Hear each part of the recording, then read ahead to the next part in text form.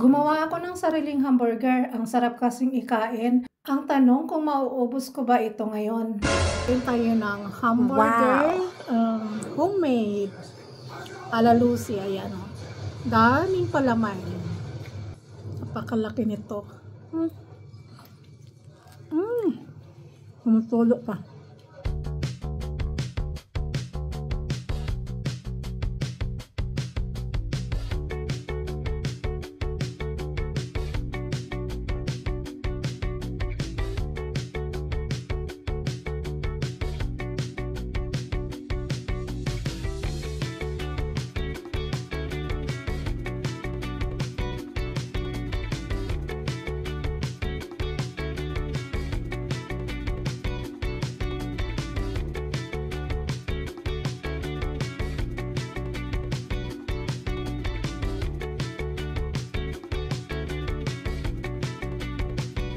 Arang busugan na dyan ako. Di na dyan ako kaya. So, bali hindi ko talaga siya naubos guys. Sayang.